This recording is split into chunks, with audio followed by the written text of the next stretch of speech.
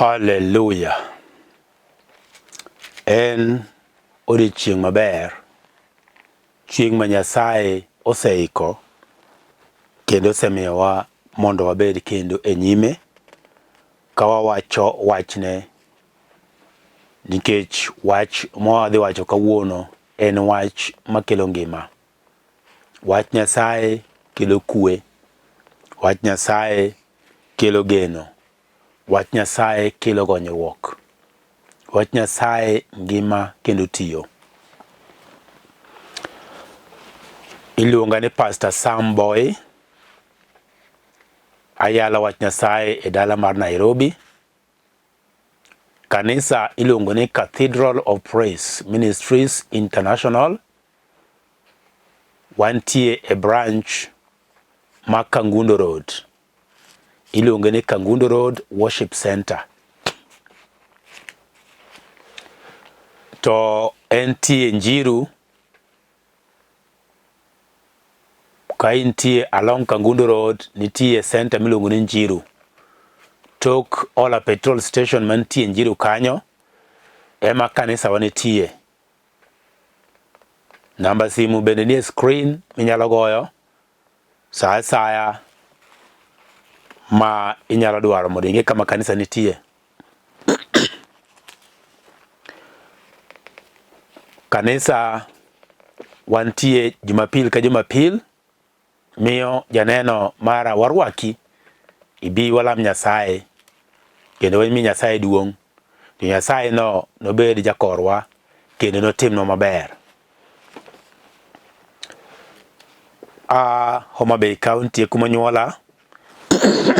Excuse me. Ndiwa Sub County, Asembo Kanyikela. Rangenya School kanyo kichope, penj ka jaduong' Rufus Agola. En mana ni sani ok inyalo yuda kanyo nikech an Nairobi. To kanyo te kama ae, miya dwoko ni Nyasach kwe, erokamano kuom ber mare mosetimo kaachiel kod ng'wono mare. Adwa wuoyo e wach moro ni Yesu pod ngima kendo tiyo. Yesu pod ngima kendo tiyo. Wadhi somo e buk mar Luka 24, wadhi chako matindo 13 kanyo. Tiyo moko mobro kalo kendo to gi moko mobro somo. Muma wacho kama, ka intie machiegni kata in gi muma bende nyalo elo mumbi Luka 24, wachak matindo 13. Muma wacho kama, kendo chieng'ono ji ariyo kuom gino nwang'o dhiyo ka dala moro miluongo ni Emau. Nobor gi Jerusalem wuoth mar seche 2. Ne gitwak kendgi kuom mago duto manotimore. Kano yudo gitwak kendgi kendo giporo wach, Yesu owuon nosudo butgi modhi kodgi. To wang'gi nogeng'ore mondo kik ging'e. Nopenjogi niya, magi gin weche manadi muwacho kendu kuwuotho? Ne gichung' ka gimieno wang'gi. To ng'at achiel kuomgi manyinge Kleopa nodwoke niya, in kendi e wendo e Jerusalem ma ok ong'eyo weche mosetimore kanyo ndalogi koso? Nopenjogi ni, weche manadi? Negiwachone niya, weche ma kuom Yesu ja-Nazareth, manobedo janabi man gi teko kuom tich gi wach e nyim Nyasaye gi oganda duto. 25 wacho niya, eka nowachogi niya, yaye un jomofuwo ma chunyu pek kuom yie weche duto ma jonabi nowacho. Ne ok owinjore ni Kristo one masichegi eka odonjo e duong'ne koso? Eka nochako kod Musa gi jonabi duto, noelo negi weche man kuome owuon e ndiko duto. Duong' mondo dog ne Nyasaye e polo malo. Adek wacho kama: kanoyudo obedo piny kodgi ochiemo, nokawo makati mogwedho, nong'ingo momiyogi, to wang'gi noyepo, eka ne ging'eye, to nolal e wang'gi.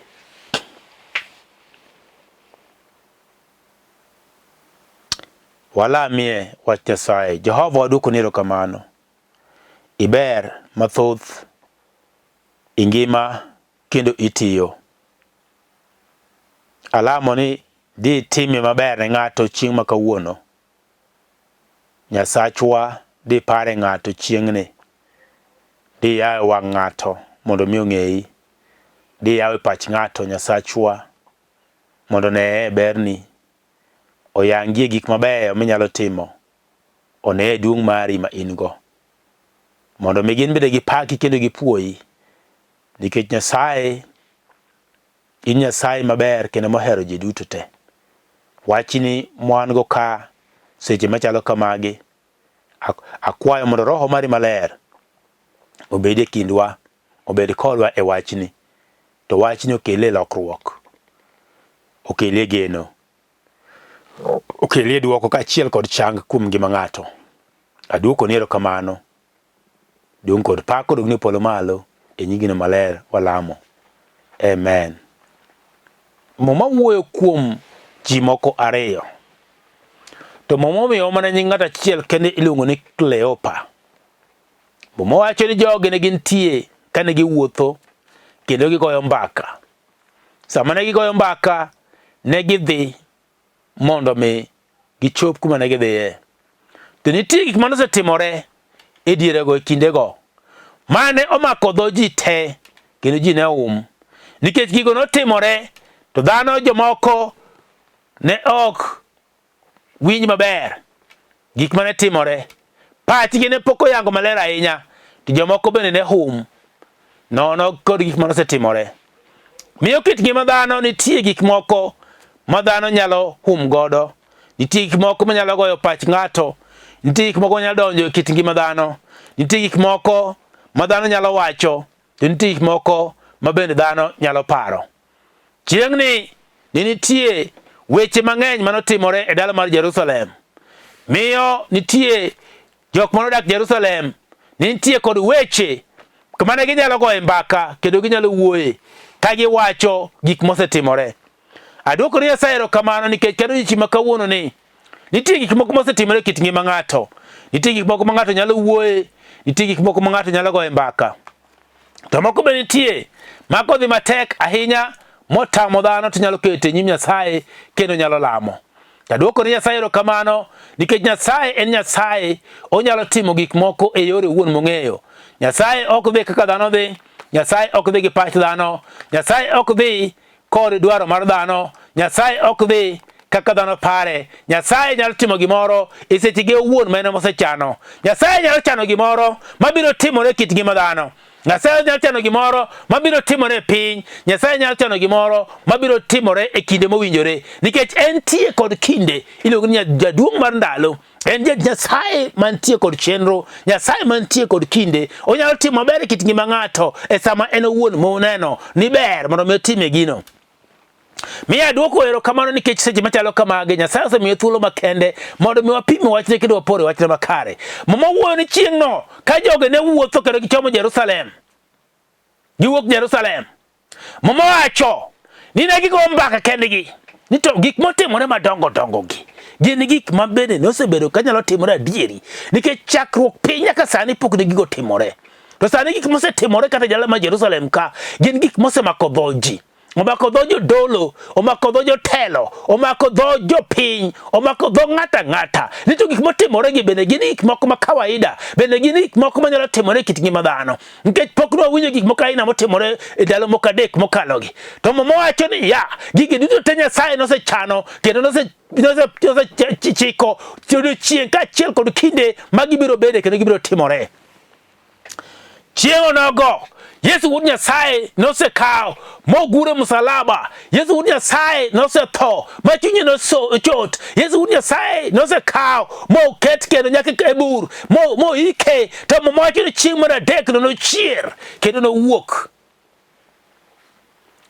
Ne ok otho kendo. Ne ok en e piny joma otho kendo nikech nosetieko gima ne onego tim. Mawacho ni ji ariyo gi ne nono kawacho ni to gik motimore gi yawa gin gik madongo machal nade. Ho nosetimore. To notimore kinde mowinjore. Miyo mowacho ni ya Matinda 13. Chieng' no ji ariyo kuomgi nonwang'o dhiyo ka dala moro miluongo ni Emau. Jogi nowuok e piny mar Jerusalem ka gichomo Emau. To mowacho ni en wuoth mar seche ariyo kia Jerusalem kichomo Emau. To jogi ne gin jopuonjre Yesu mane ong'eyo Yesu Kristo Nyasaye kendo oyie kuome. To gin bende dhogi noum nono gik manotimore nikech jawar koro onge kodgi kaachiel. Jogi nodong' kendgi ka jawar mane giluwo osedhi. Kendo giwacho ni janabi maduong' mane obiro mane oa kuom Nyasaye, janabi maduong' miluongo ni Yesu wuod Nyasaye, ni gik moko notimore kuome. To kama sama ne giwuoyo ni ok ging'eyo ni kare ng'at achiel mane biro mochako wuotho kodgi cha ne en ng'at mane giwuoyo kuome. Bende ing'e ni Yesu nyalo donjo sama ng'ato ok ong'eyo. Onyalo donjo mbaka moro amora mantie to dhano ok ong'eyo. Onyalo donjo chokruok moro amora mantie to dhano ok ong'eyo. Onyalo donjo e dala moro amora man ji nitie to dhano ok ong'eyo. Onyalo donjo kit ngima ng'ato sama ng'ato ok ong'eyo. Mowacho ni Yesu noriwre kodgi mowuotho kodgi kata nok ging'eyo ni mano en Yesu. Nikech mowacho ni wang'gi nogeng'ore mondo kik ging'eye. Adwa wacho ni nitie ji mang'eny wuotho ka paro ni gintie kod Yesu. Kendo ginyalo wuotho ka giparo ni Yesu nitie e kindgi. To kare wang'gi pod ogeng'ore. Gini sama wang'i ogeng'ore ok inyal neno maber. Sama wang'i ogeng'ore ok inyal neno gima timore kit ngimani. Sama wang'i ogeng'ore matin nyaka pachi bende osegeng'ore. Sama wang'i ogeng'ore matin kare onge gimoro minyalo paro maber. Inyalo goyo mbaka to kende kare iwuoyo kuom ang'o. Jogi ne wuoyo kuom Yesu Nyasaye to kare pachgi ne pod ogeng'ore. Ne pok giyango maber ni kare Yesu gik mara wacho kane gina ogene. Yesu nyalo limi samikia. Onyalo bire samikia. To nyalo tiyo tich e kit ngimani samikia. To nyalo timo ni maber samikia. To nyalo goli e mudho samikia. To nyalo keti malo samikia. Nikech sama Yesu bire ok en saming'eyo. Yesu nyalo donjo e kit ngimani seche moko mopore apoya. Onyalo pore wuod Nyasaye nikech en to japore kit ngima ji. Onyalo pore nyaka sama ji ok gen ni nyalo bire. Onyalo pore sa asaya modonjo kit ngima ng'ato. Sama odonjo kit ngima ng'ato to nyaka lokruok bedie. Mowacho ni wang'gi nogeng'ore nikech ne giwuoyo kuom wuod Nyasaye.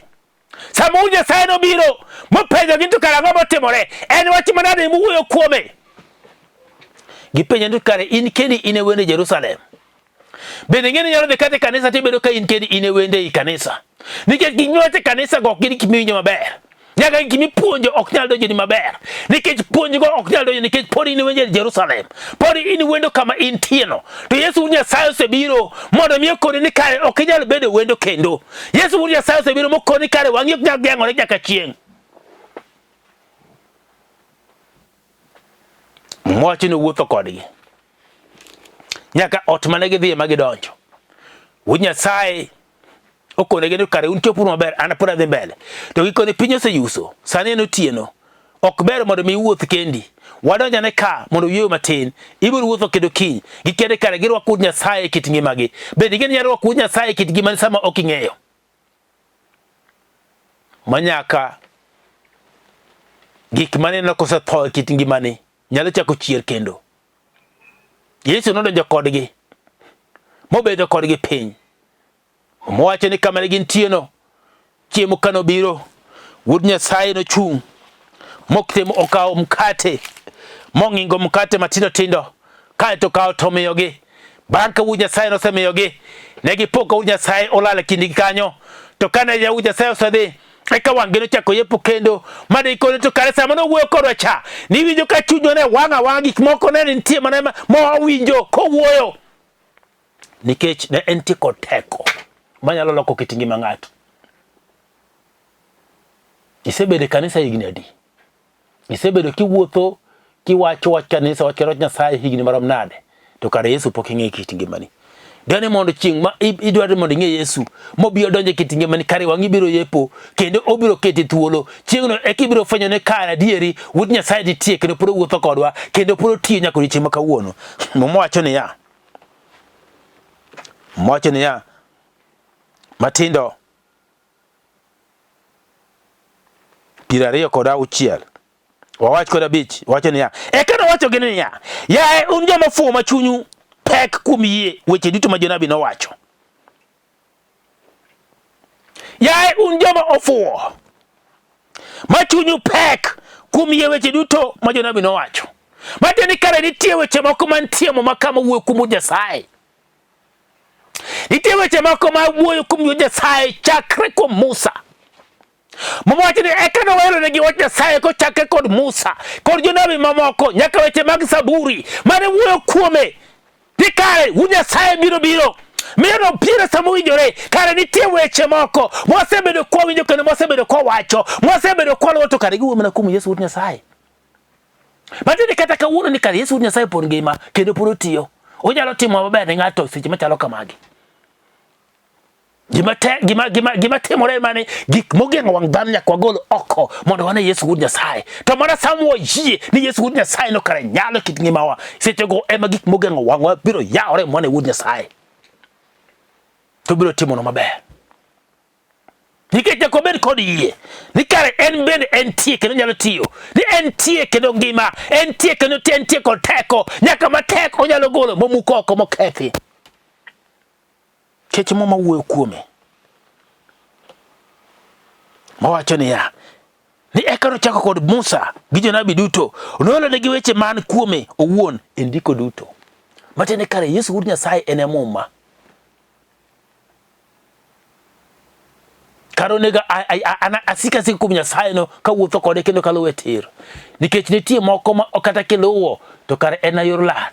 To mowacho ni kare en ema ndiko wuoyo kuome, kaachiel kochakre kuom Musa nyaka jonabi mamoko, nyaka weche mantie Zaburi manondiki, weche go duto te wuoyo kuom wuod Nyasaye, nyaka weche madongo mane waseneno katimore kuom jonabi, mago duto ne lego mana kuom Yesu wuod Nyasaye. Ni kare Yesu wuod Nyasaye biro chieng' moro, to kosebiro to duto te obiro timo mana kaka ndiko wacho.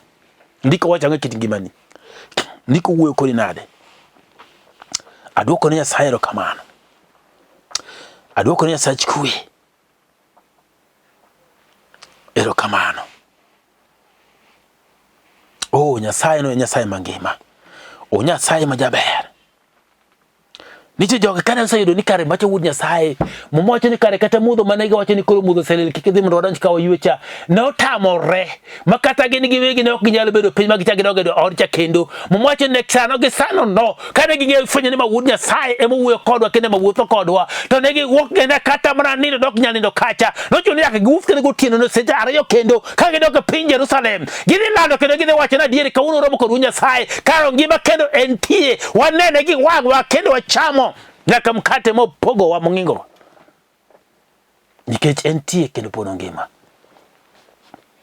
Mwacho ne gichungo sa onogo no gidok Jerusalem, mine ginwang'o ji 11 go kochokore. Negin ji 11 nikech achiel kuom iko nose ringo. Judas nose dhogo wuod Nyasaye, omiyo ne gidong' 12 dong' 11 kende. To kane gichopo kuom iko ni waneno jawar gi wang'wa kendo wawuotho kode kendo wachiemo kode jiki ma kawuono ni, nikech waneno jawar gi wang'wa osechier adieri, oonge kaburi ni, Ngima Kedo Tiyo. Bende gene Yesu wuod Nyasaye ngima kendo tiyo. E kit ngimani bende nyalo timo maber. Weche moko manose okaw ngimani mane ndhogi mosegaji iluongo ni ndhogruok ondhogre kuomi. dhogruok odhogre kuomi. Mago be ng'eni Yesu Wuod Nyasaye nyalo gonyo gi achiel kachiel, nikech mano gima nobiro timo moketi thuolo. Me ifwenya adier ni kare Wuod Nyasaye ni kare otiyo kendo ngima. Adwa penje ni ya ng'at Nyasaye, en karang'o mane igombo mondo mi iwuothe kod Yesu Wuod Nyasaye? Nikech ng'amo wuotho kod Yesu Wuod Nyasaye nyaka bed kod pogruok. Ng'amo osekawo Yesu Wuod Nyasaye morwako e kit ngimane nyaka obed ng'at ma ok ng'ata. Nikech ji te biro neno ni kare ng'atni nitie kod gimoro ma onge kod joma moko. Bende gombe mondo mibed kod Wuod Nyasaye miwuoth kod odiochieng' ma kawuono mine teko mar Nyasaye e kit ngimane. Nikech mowacho ni Kleopa kaachiel kod ng'ama ne gin go kane giromo kod Yesu, mane Yesu wuoyo kodgi, mowacho ni ne ok gibedo piny. Ngima gi nolokre sechego ma nyaka seche mane giparo ni koro ka mondo ywecha ne gigo mana kona ma gikone wadhi kendo modho ma nyaka jopuonjre ka mwakone gi ni kawuono waneno jawar. Bende nyalo yudo Yesu midhi lande ji Injili maler mar Nyasaye miwacho ni kare Yesu no entie kendo ngima. Osetimona maber e kit ngimana, asenene kendo osekelona lokruok. En wach mane mineno ka tek ma Yesu ok nyal time e kit ngimane? Kele ne Yesu kawuono. Ineno ka en tuo matek ma ok nyalre. Kosineno ka en ang'o? En pek mane mantie kit ngimani mineno ka ok nyal lokre kendo ok nyal wuok no? En ang'o? Kele ne Yesu kawuono. Nikech kata obedo no tek machal nade, to sama osebedo e kit ngimani Yesu Wuod Nyasaye, to obiro timo madongo. Obiro timo nyaka ma ok inyal. Obiro nyaka golo mosemoko gi kukugi. Obiro golo gi ok e kit ngimani nyaka mosebedo kaka dhoch e kit ngimani. Nawacho ga pile ni Yesu Wuod Nyasaye to ok lok ga dhoch. Dhano ema nyalo loko dhoch. Kiwinjo ka ng'ato koni gi loko dhoch, maro en dhano ema loko dhoch no, nikech okawe to tere ne ng'ama chielo. Maro chakre ka juoga manyalo golo gimoro kuom ng'ato to keto kuom ng'ama chielo, lakini Yesu Wuod Nyasaye to ok lok dhoch. Yesu Wuod Nyasaye golo dhoch kendo tieko te, ok loke, nikech gimiloko te gima tene ng'ama chielo. Yesu kawa ka kimia ng'ama chielo. Yesu tieke te kendo golo gi kuno ma iye, to weyo ng'ato ka ngima kendo ng'ato nitie gi pache maliw kendo tegno kendo nyalo wuotho kowacho adier ni Nyasaye Wuod Nyasaye osetimona maber e kit ngimana, oselochona, osebedo jaloyo kit ngimana, nikech osetimona maber. Nyaka gigo matek manomoku manomiyo ji gona siboyo e kit ngimana, nyaka gigo matek manomoko manomiyo ok anyal bedo kod ji kanyachiel, nyaka dung mana dung godo mane ji riga kama nitie. Okelona lokruok e kit ngimana. En ang'o mineno kapogi kod dhano mobedo matek ma ok nyal timore e kit ngimani? Obed ni en tuo mane, kata ka en tuo mal ndulme, bingeni Yesu nyalo chango ndulme, no chango jo ndulme te. Kata ka en tuo machal nade, Yesu nyalo duto te. Ochango nyaka rong'onde, nyaka jodhoho, nyaka jogogo mantie kod wich mowichore, yani jo nekni ma jo chiende okaw bongo gi moloka taro ma udake e kit ngimagi. Yesu Wuod Nyasaye nyalo loko kit ngima ng'ato, maket ng'ato thuolo, nikech entie kod teko, entie onyalo ongima seche duto te. Onge kendo ni achiel moselokore, en achiel cha tinende, en achiel cha manyoro kendo en achiel cha kendo kiny. Onye Yesu no nyaka chieng'. Onge poru lokruok mbiro lokre godo. Nikech mowacho niya ni sani entie bar korachwich mar Nyasaye, obet e kom duong' e polo malo, kendo kama entie no oneno waduto te, kendo entie kod teko nyalo. Ang'o momiyo piny masani ji neno ka gima Nyasaye ok nyal nyalo? Nyasaye pod nyalo. En mani geno ma dhano ema dok chien kuom Nyasaye. Ok ginyal gembore kuom Nyasaye, magirit Nyasaye, magibed kuom Nyasaye, magigen kuom Nyasaye, magilam Nyasaye, magiluong nyinge gi chuny maliw gi paro maler mondo giyud Nyasaye. Dhano osetamore teko mar Nyasaye, gisetamore nyaka roho mar Nyasaye. Omiyo gik moko mitimo itimo atima ka onge Nyasaye kanyo. To ng'eni sama dhano osedagi Nyasaye, moch Nyasaye biro oro rope moko kuomgi ma ok oa kuome, to gibiro yie kuomgi. Adwa kone niya, kata mana piny mokalo mamocho ni mowuone ni wuok kuome kuom jonabi, bende nyalo pare ng'ato moro maniluongo ni Elijah janabi. Elijah janabi mowacho ni chieng' nogo no manokone Ahab ni warom e got Karmel kane gidhi wi got to Elija wacho ni nokone gini adwa timo misango kawuono ne Nyasaye, to un bende jo nabi mag Baal un bende beduru mondo motime misango ne Nyasaye. To mowacho ne Elija nokomiyo gi thuolo mokwongo ni timura tima gimoro monyalo kendo luonguru nying Nyasachu no mondo mi obi, to ma Nyasaye mabiro duoko kod mach bende Nyasaye mangima. Bende ng'eni Elija ne ng'at achiel kende, to wuoyo nang'o so mumedi maber wacho ne gin jonabi 850.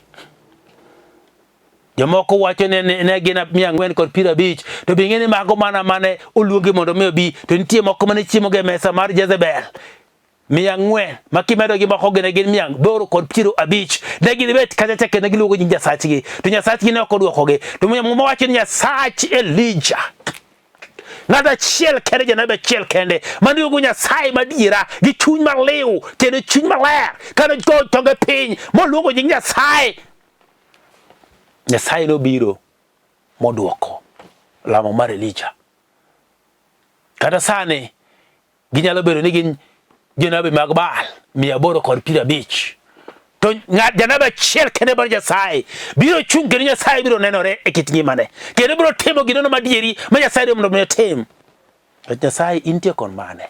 Intie kod jonabi 850 koso intie kod janabi achiel kende mochung' kod Nyasaye mangima, jachwech polo kaachiel kod piny. Yiero en mari odiechieng' ma kawuono. Yiero en mari seche machalo kamagi. Ng'eni jonabi 850 mwacho ni jonabi mag miriambo onge kuma ne gidhiye, to ne gitiyo onge kuma gidhiye, to ne giwuondo ji onge kuma gidhiye, to ne gilemo onge kuma gidhiye. To nitie achiel kende mano chung' kod Nyasaye. Ini chung' kod mane? Dihere mondo ichung' kod Nyasaye koso dihere mondo ichung' kod jok mapingo wach Nyasaye? Nikech giduto te gidhi e kanisa, giduto te gielo muma, giduto te giwuoyo kuom Nyasaye, giduto te gikoro, to mane mowacho wach Nyasaye mondo gichungo? Adwani mondo alam Yesu machalo kamagi. Nyasach kwe dwoko ni erokamano. I Nyasaye ma jaber, ber ni osiko manyaka chieng'. Alamo ne janeno mara seche machalo kamagi. Nyasach kwe mondo mi pari kendo timnegi maber. Odiechieng' ma kawuono gweth mari mondo mi obed kodgi kendo iumgi kod ber mari Nyasachwa. Duong' kod pak nodogne polo malo. Apako nyingi maler kendo apuoyi. Adendi nikech jaloyo Nyasaye ma janyalo. Duong' kod pak nodogne polo malo. E nying Yesu ma jawar. Amen. To kapok iyudo Yesu, dihere mondo iyud Yesu, nikech wuotho maonge kod Yesu e piny masani otek. Wuoth maonge kod Yesu e piny masani, apaka mag piny kouko, to nyaka gidhi kodi, nyaka giter ng'ato. Miyo dwaro ni mondo ichung' motegno kod Yesu. Kionge kod Yesu, daher mondo iyud Yesu seche machalo kamagi. Wach ni Ruoth Yesu, abiro iri mondo iwar dhod chunya. Keta thuolo, ng'wona richona duto te. Ndik nyinga e kitabu mar ngima, to gol nyinga e kitabu mar tho. Analuwi kendo natini. Or Roho mari maler mondo mi otelna kendo ochika e yorin duto te. Aduoko ni erokamano e nyingine maler. Amen. Namba nitie screen ka 0722 944 623. Kata Airtel 0731 495 873. To Nyasach kwe mondo mi ogwedhu kendo bed kodu. Ng'wono. Shalom. Amen. Achiwo.